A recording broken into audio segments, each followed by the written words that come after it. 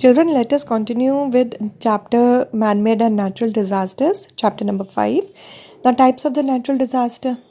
The natural disaster, we already know that it is caused by some natural forces of the earth and it results in the great damage, and maybe the possible loss of life can also occur. So when this type of the natural disaster, or when the natural disasters, they occur in an area which is highly populated, so many people, they may lose their lives. Now the first one given over here, that is earthquake. It is a natural phenomena that can happen any of the time in an area, and that may cause a huge damage, but that depends upon the intensity of the earthquake and maybe other geological conditions. The damage that is more direct if the area is near to the epicenter. Now epicenter, that is the point on the earth's surface which is vertically above the focus of the earthquake, where the earthquake it actually occurs. So it may lead to huge loss of buildings, fire may occur, landslides can occur, interruption of the water, electricity, gas supplies can occur. Now earthquake is also followed by the aftershocks, which can occur within a few hours or days or even months. Examples include the Great Chilean Earthquake of 1960, which rated at 9.5 Richter scale, and it brought with it huge tsunami reaching to as high as 10.7 meters. The another one that the example that is given, that is the Assam Tibet earthquake of 15th August 1950.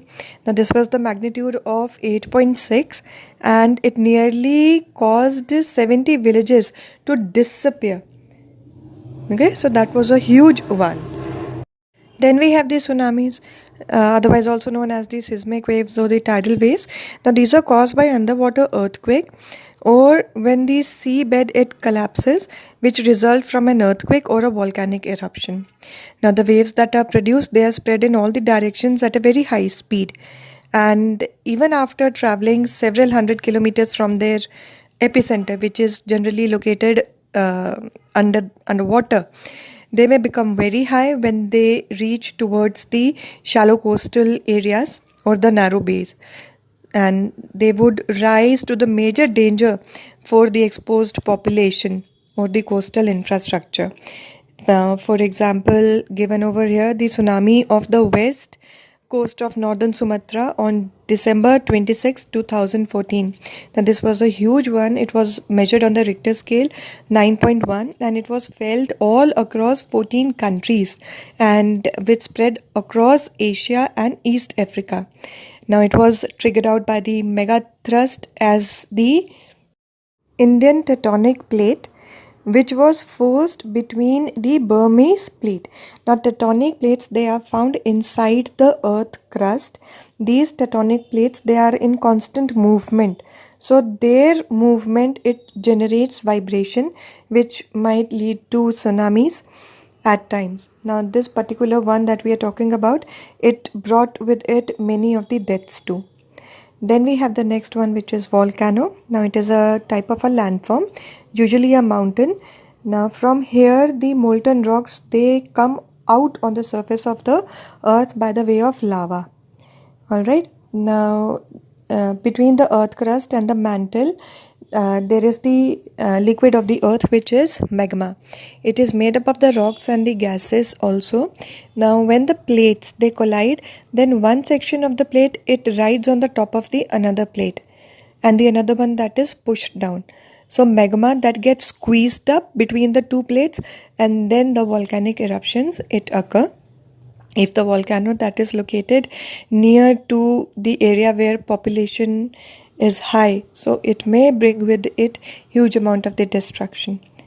The example given here, they are of Java in Indonesia in 1882, with nearly 4,000 people, they lost their life. Then another one also in Indonesia on May 19, 1919, and it led to nearly the death of 5,000 people. Now there is another one, droughts. Now drought, it is the continuous period of dry weather when a certain area it receives very less amount of the rainfall, which is below the normal amount of the rainfall that the region might get over a period of the months or even the years. So the crops and the other plant that require water to grow and the animal need it to live, that is not there. It can become very dangerous to people and the other land animals. It may lead to famine, and even it because of it the desert it might also occur.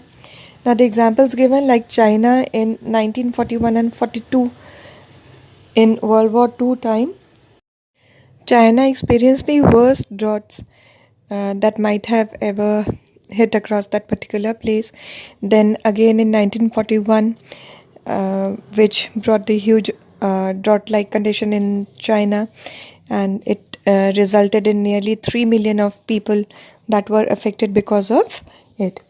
Then we have the next one, which is floods. Now, flood, it is the common natural disaster, and it occurs in the places which receive the heavy amount of the rainfall. Now, flooding, it is very dangerous, and it has the capacity to wipe away an entire city, coastline, or an area. That may also lead damage to life and property. At some of the time period, floods can come over very suddenly, and it may also go back quite suddenly. The others, it may take days or even months to move. Now the examples given, that is the Eastern Guatemala flood in 1949. That was the result of the Pacific hurricane, the storm that occurred over there. Then Yangtze River flood in 1911. It was the huge amount of the disaster that China has ever experienced. Then we have forest fire. Now, forest fire, at times the uncontrolled fire that can occur in nature, and it might take days for the firefighters to contain the fire, to stop the fire. Now, the fire may lead to the huge amount of the destruction to the environment. It can have huge impact on the climatic condition, and it might also influence the extent of the forest fires, because forests are the region which are very vulnerable in the time of the summer season, when the spell of the dryness that is extended one, and even the temperatures, they are very high. So weather conditions, it becomes such that whenever the wind it blows, it would carry forward all of the fire that has occurred in the region. So even a slightest of the spark, it can lead to huge amount of the damage. Now the example, that is Froland fire that occurred in Norway in June 2008, that was set up very knowingly, deliberately, and the fire, it burned for nearly 13 of the days before it could be contained.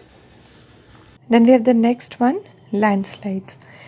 Now, whenever the mass of the earth it collapses from a rock or a mountain or a cliff, it is known as the landslide.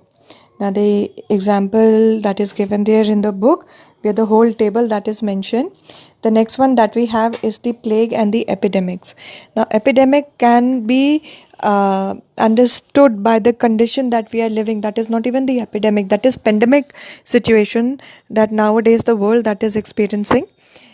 Now, it is the widespread occurrence of the infectious disease in a community at a particular time period, while plague, it is the epidemic diseases that causes the high mortality, that it causes the huge amount of the death. There are numerous of the incidents of examples of the epidemics and the plague that has occurred in the history. Now, some of the examples given, that is the Zika virus and Ebola in 2014. Now, Zika virus occurred in 2016, and the WHO, it declared it as the public health emergency, and it was the huge international concern. It is the first mosquito-borne disease to cause the birth defect. Okay, the virus, it is also associated with the miscarriages and the stillborn children, or some or the other sort of the neurological disorders. Now, Ebola in 2014, it was epidemic that brought the brain fever in West Africa, and it was the largest one that was ever recorded.